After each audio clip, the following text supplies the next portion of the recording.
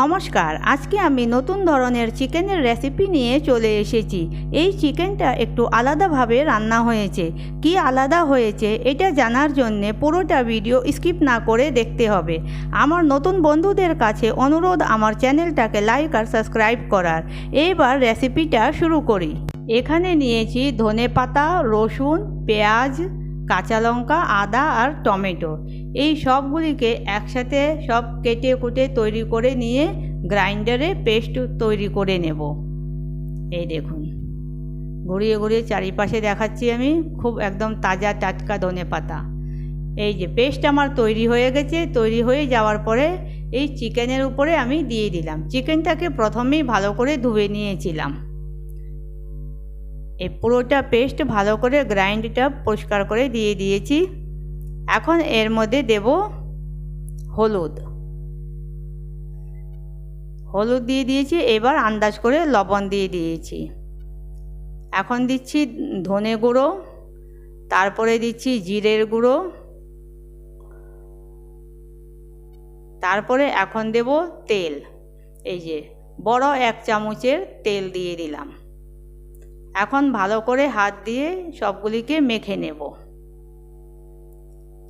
Marinate করে প্রায় 1 ঘন্টার জন্য আমি রাখবো। 1 ঘন্টার বেশিও হতে পারে। 1 ঘন্টার জন্য আমি রেখে দেব। ঢেকে রাখা থাকবে, ভালো করে ম্যারিনেট হয়ে যাবে। আর যত বেশিক্ষণ রাখা থাকবে ততই ভালো। তেল, মশলা, লবণ সব মাংসের ভিতরে ঢুকে যাবে। আর ঢুকে গেলে কি হবে, রান্না করার সময় অনেক তাড়াতাড়ি রান্না হয়ে যাবে। বেশি টাইম লাগবে না রান্না হতে। এই যে মাখা হয়ে গেছে। এবার এই প্লেটটা দিয়ে ঢাকা রাখা থাকবে।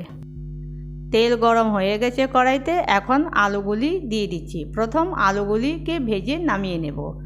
সামান্য একটু হলুদ দিচ্ছি আর সামান্য একটু লবণ দিয়ে আলুগুলিকে ভেজে নেব। ফ্লেমটাকে হাই রাখবো। হাই ফ্লেমে আলুগুলিকে ভেজে নেব। এই যে আলু আমার ভাজা হয়ে গেছে। এখন আমি একটা বাটিতে নামিয়ে নিচ্ছি। নামিয়ে নেওয়ার পরে ওই তেলেই দিয়ে দিচ্ছি গোটা গরম মশলা আর তেজপাতা। গরম মশলাটা একটু ভেজে নিয়ে তারপরে এই মাংসটা দিয়ে দিচ্ছি। ম্যারিনেট করে যে মাংসটা রেখেছিলাম। আর দেখুন মাংসটার কালার কি সুন্দর হয়েছে। ধনেপাতা মশলা তো, ধনেপাতা চিকেনটা দেখতে এরকম লাগছে যেন রান্না হয়ে গেছে, একদম তৈরি হয়ে গেছে। এরকম লাগছে দেখতে।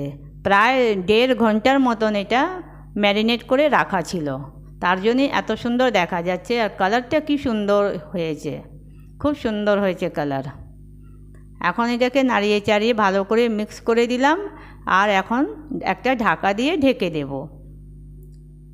প্রায় 10-12 মিনিট পরে আমি আবার ঢাকাটাকে সরিয়ে দেখছি কতটা জল উঠেছে। দেখুন, অনেকটাই জল উঠেছে আর হাড় থেকে মাংস ছাড়তে লেগেছে।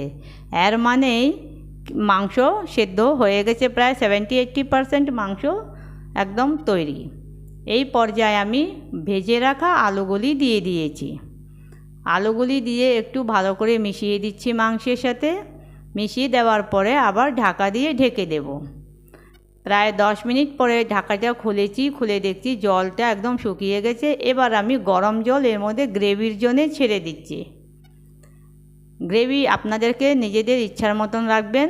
আমাকে যতটা রাখার অতটা আমি জল দিচ্ছি। এখন এটাকে একটা ঢাকা দিয়ে আবার ঢেকে দিচ্ছি। আবার প্রায় আমি 8-10 মিনিট পরে আমি আবার ঢাকাটা খুলে দেখছি আলুটা হয়ে গেছে। এই একটু 5%-এর মতন একটু আলুটা আছে। সেটা আবার নাড়াচাড়া করে ঢাকা দিয়ে ঢেকে দেব, হয়ে যাবে সেদ্ধ। কালারটা খুব সুন্দর হয়েছে, ধনেপাতা দিয়ে তো খুব সুন্দর হয়েছে কালার। এবার আবার ঢাকাটা খুলে দেখছি কি সুন্দর হয়ে গেছে তৈরি। একটু গরম মশলা দিয়ে দিলাম। গরম মশলা দিয়ে আবার নাড়াচাড়া করে এটাকে ঢেকে দেব। আর গ্যাসটা ফ্লেমটা অফ করে দেব। কিছুক্ষণ ঢাকা রাখা থাকবে। তারপরে সার্ভ করে নেব। এই দেখুন সার্ভ করে নিয়েছি।